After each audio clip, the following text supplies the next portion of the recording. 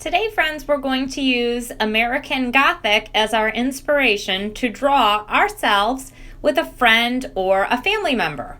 We're going to start with pencil, and when we do, I want you to do something called feather drawing. Feather drawing is when you draw incredibly light. You can see here that I did not feather draw. This is how I want to draw. And here's why. When you erase something that you draw normally, it doesn't actually go away. If you feather draw, your line can be completely removed. And we're going to want to do that today. So feather drawing on your paper. We're going to start by choosing who we will draw ourselves with. So I want you to picture yourself with another person and kind of look through these and think about what they look like, what they might be wearing, and where you both might be. You're going to start by making two U's. Start with the taller person, a U, and then a second U. Your U should be bigger than your hand. Oops, I did mine backwards, and that's okay. I started with the shorter person. A U that is bigger than my hand. Now I'm going to give my U ears. This is just the letter C. There's a backward C, forward C, backward C. I'm drawing a little darker than I want you to. Now I'm going to pick the person who is in front, and I'm going to draw their body first. So neck, and when I make the shoulders, it's okay if it goes in front of the other person. That's called overlapping, and it's a way to make your artwork look deep, like it's going back into space. So here, I'm going to take my pencil, and when I get to the other person, I just lift up. And it goes off the edge there, and that's no problem. The rest of his shoulder would kind of be off the paper. Now I need to think about what their hair looks like, and there are so many different examples on your worksheet of different types of hair. And you're going to start by making the hair line, where the hair meets the head. So I'm going to make almost like an upside down V to show where the hair separates.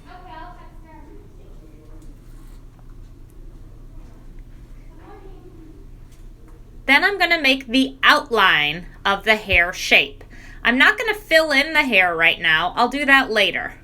So it's just the outline of where the hair is. I can erase part of my U if it goes up too high and kind of gets in the way of my hair. That's fine. And hopefully, since I've done feather drawing, that'll be super easy to erase.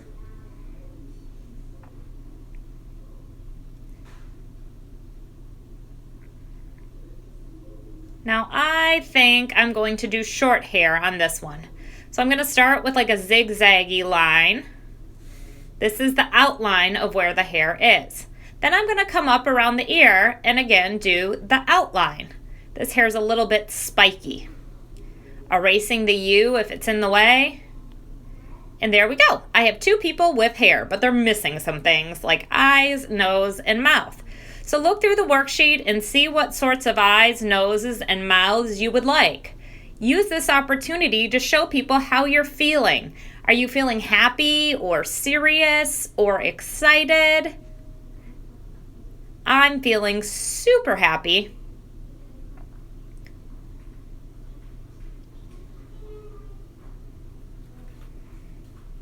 If you have things like glasses, you can add those at this point too. If you have anything else on your face like a mole or some sort of feature that makes you you, add it.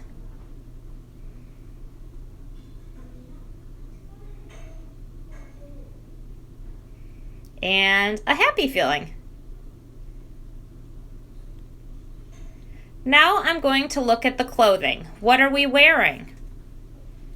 You do not need to pick something from this worksheet. This is just there to give you some ideas. So if you have an idea that's not on the worksheet, I think you should do it.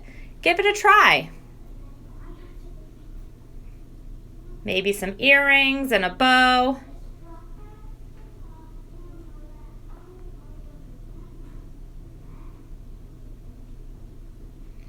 You could be wearing a jersey or dress-up clothes.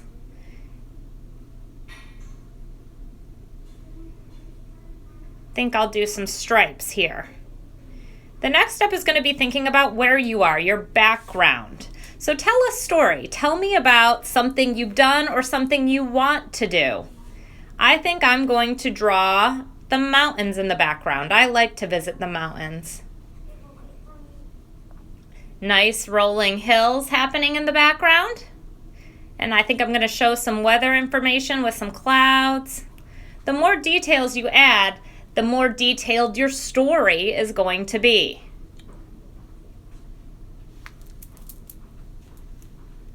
I think I'll add a few trees in here.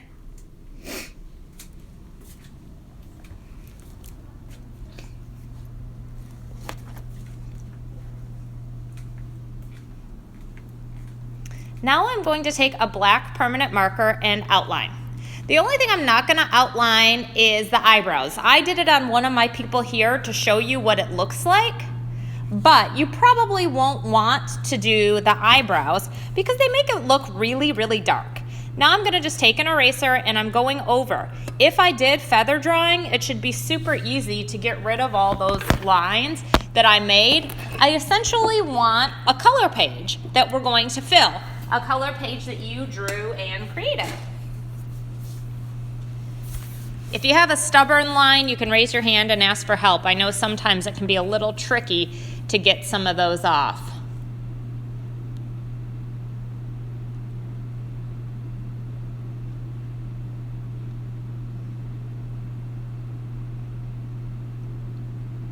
All right, now I am ready for coloring. I'm going to start by finding a skin color. I like to flip my paper to the back and do a little test because sometimes the crayon colors look a little bit different than they actually turn out. So I'm filling my skin, I'm filling hair, I'm thinking about what color is the hair of the person that I'm working on. I like to overlap colors in my hair because my hair is kind of brownish blonde. So I start with blonde and then I add little brown streaks on top to show what my hair actually looks like. You can use the same technique for skin color. If you have tan skin, you can test on the back and overlap some peach and some brown and see what it looks like. You can even use this technique to do things like a sunset. It might be fun to overlap and get variations of colors in that way.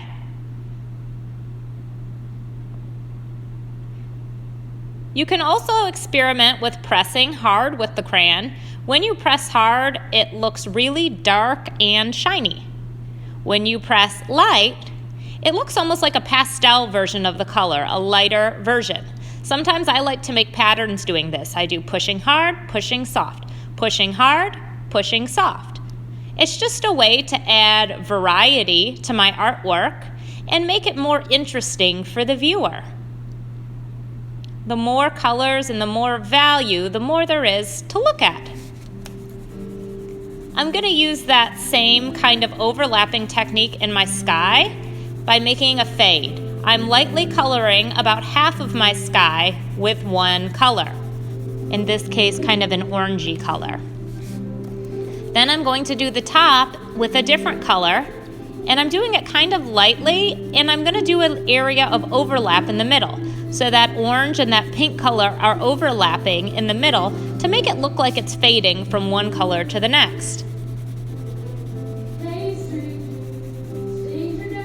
It's a fun way to add a sunset, or you can even do something like that in a grassy area just to give your paper a little more interest.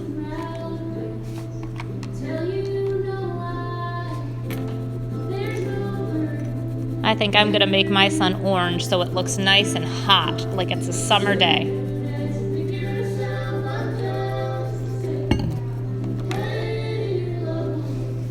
Sometimes when I'm making things like clouds that are fluffy, I use this sort of swirling motion just to show a different kind of line and make my paper interesting.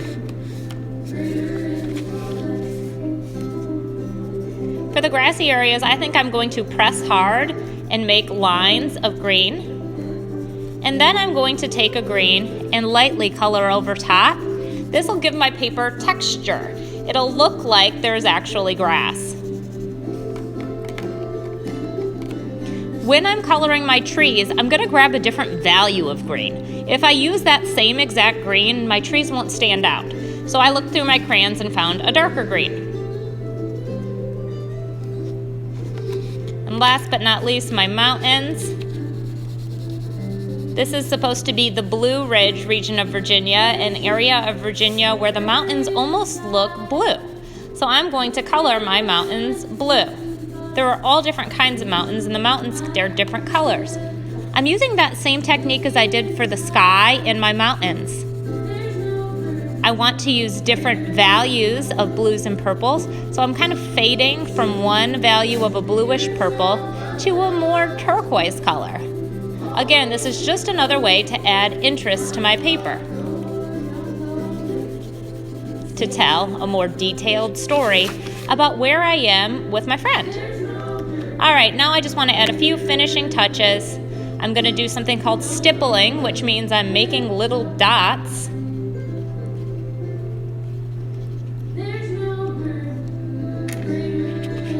And I think on this shirt here, I'll add extra stripes on top. And the other way, this is called cross-hatching. It looks almost like a tic-tac-toe board. And it's a good way to add texture and detail. So when you're done, you're going to have a piece of artwork that tells a story. Oop, I almost forgot eyebrows, guys. So you can see I took that hair color and I'm adding the eyebrows. And you'll notice on this person that the eyebrows look a little darker than I like. But when you're done, you'll have a beautiful piece of art that tells a story about yourself with a friend.